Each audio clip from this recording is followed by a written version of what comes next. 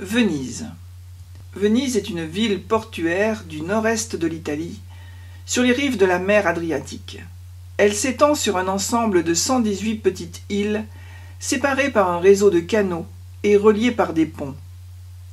Située au large de la lagune Vénète, entre les estuaires du Pô et du Piave, Venise est renommée pour cette particularité, ainsi que pour son architecture et son patrimoine culturel. Venise est la capitale de la région de la Vénétie.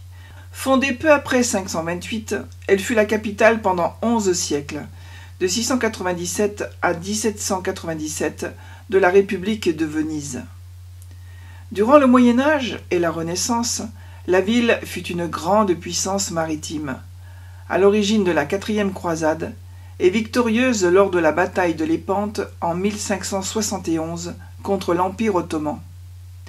Grâce à ses liens avec l'Asie et le Proche-Orient, dont le marchand et explorateur Marco Polo fut l'initiateur, elle devint également l'une des principales places commerciales d'Europe, notamment de la soie, des céréales et des épices.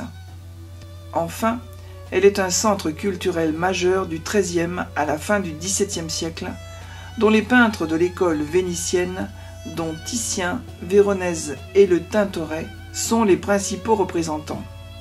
Caro Goldoni et Antonio Vivaldi sont également originaires de Venise. Son nom provient du peuple qui habitait la région avant le Xe siècle, les Vénéties. Elle est parfois surnommée la cité des Doges, la Sérénissime, la reine de l'Adriatique, la cité des eaux, la cité des masques, la cité des ponts ou encore la cité flottante.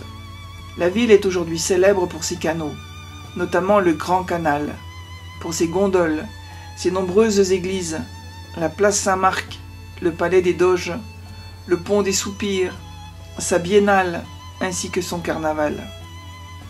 Les clés de la domination économique de Venise sur l'Italie au Moyen Âge sont l'insularité et l'aisance navale des Vénitiens, qui n'a cessé de croître pendant plus d'un millénaire. La région à l'extrémité nord-ouest de la mer Adriatique, où se jettent plusieurs fleuves issus des Alpes, est habitée dès l'Antiquité par des pêcheurs, des mariniers. Cette zone faisait partie de la région d'Is créée par Auguste. Les invasions des Goths d'Alaric au 1er siècle et des Huns d'Attila poussèrent les populations locales à se réfugier dans les îles des Marais, situées le long de la mer Adriatique, près du delta du Pô. Selon la légende développée ultérieurement par les Vénitiens, pour démontrer l'ancienneté de leur cité et la lointaine origine de leur liberté, Venise aurait été fondée le 25 mars 421 dans les îlots du Rivus Altus qui deviendra le Rialto. En 452, un premier établissement est fondé par des réfugiés de Padoue et d'Aquilée. La région échut par la suite au royaume ostrogoth, puis fut reconquise avec le reste de l'Italie par le général Bélisaire, devenant une province de l'Empire romain d'Orient sous Justinien Ier. Elle fut donc initialement un refuge de la civilisation romano-byzantine, mais au fur et à mesure de son développement, son autonomie s'accrut pour aboutir à l'indépendance. Profitant de l'antagonisme entre Ravenne et les Lombards, les Vénitiens élargirent leur marge de manœuvre politique et se dotèrent d'un pouvoir local incarné par le premier duc ou doge, Paoluccio Anafesto, 697-717, personnage aux confins de la légende et de l'histoire. La ville de Venise ne devint réellement indépendante qu'après le retrait des Byzantins de l'Adriatique, peu après l'an 1000, lors de l'émergence du royaume de Hongrie. La cité-État s'appuya dès lors sur la mer pour étendre son pouvoir. Venise n'eut pas de constitution propre. En effet, la définition des attributions et le mécanisme des institutions gouvernementales relevaient à Venise du droit coutumier. Les organes de décision gouvernementaux formaient une pyramide dont l'Assemblée populaire était la base et le doge le sommet.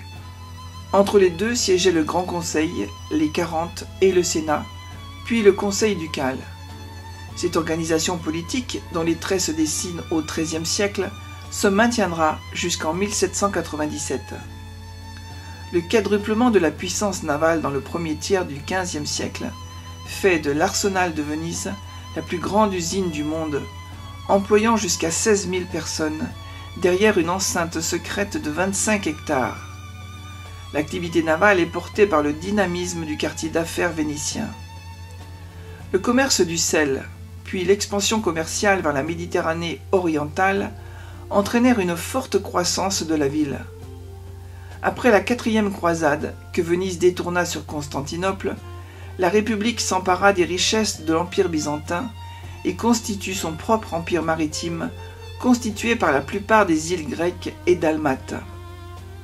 Elle le complète en conquérant la Dalmatie continentale, l'Istrie et un vaste domaine entre les Alpes et le Pô, incluant les cités de Bergame, Brescia, Vérone, Padoue, Trévise et Udine. Elle entre en conflit avec Gênes, sa grande rivale en Italie du Nord et en Méditerranée. L'apogée de cette lutte sera la 4e guerre génoise. Venise sortit vainqueur du conflit, mais très épuisée. Le traité de Turin en 1381 ne lui fut pas particulièrement avantageux. Malgré sa victoire, Venise dut renoncer à des territoires et concéder certains droits à sa rivale. Elle perdait Trévise et la Dalmatie, qui revenaient au roi de Hongrie. Cependant, elle conservait ses institutions et ses principales colonies. La ville a armé une flotte de 6000 galères, lui permettant de prendre des risques sous forme de convois réguliers pour régner sur la mer Méditerranée. Le quartier du Rialto est la première bourse organisée. Les marchands y échangent des participations dans les galères vénitiennes. Venise devient ainsi le plus important port de Méditerranée, surclassant Constantinople. Il lui fallut conquérir des terres sur la lagune. Le déclin commença avec la progression turque en Méditerranée, qui la priva progressivement de toutes ses terres grecques, à l'exception des îles ioniennes et de ses accès aux débouchés de la route de la soie, qui fut en plus très touchée par la peste noire. Malgré la victoire sur les Turcs à Lépante en 1571, la République de Venise perdit encore de son importance commerciale à cause du détournement du commerce européen vers les océans après la découverte de l'Amérique. Venise maintient son rayonnement culturel en devenant la ville européenne la plus élégante et raffinée du XVIIIe siècle, avec une forte influence sur l'art, l'architecture et la littérature. Redevenue politiquement un État italien parmi d'autres, Venise fut annexée par Napoléon Bonaparte le 12 mai 1797. L'invasion des Français mit un terme à près de 800 ans d'indépendance.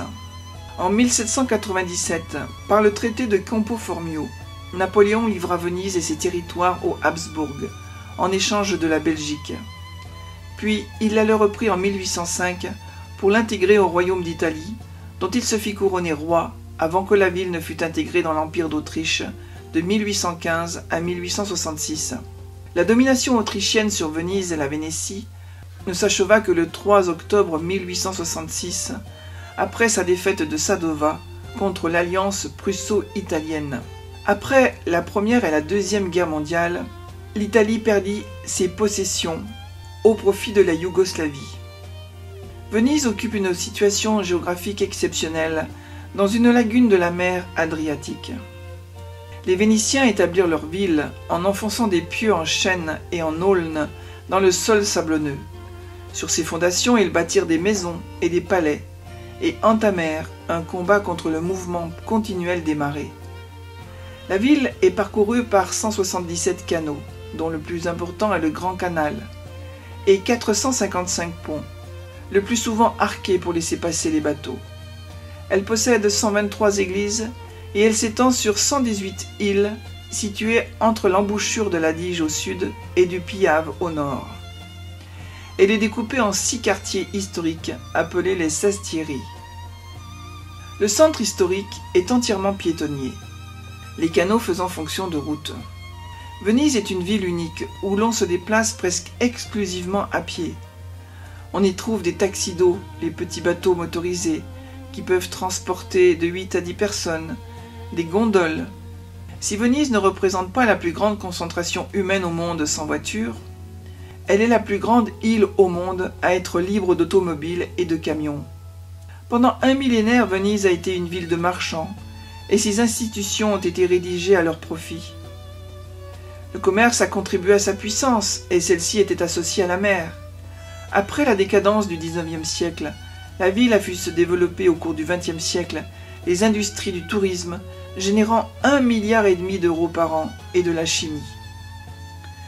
Quel sera l'avenir de Venise? La question a été maintes fois soulevée, souvent dans des contextes peu favorables à une réflexion sereine.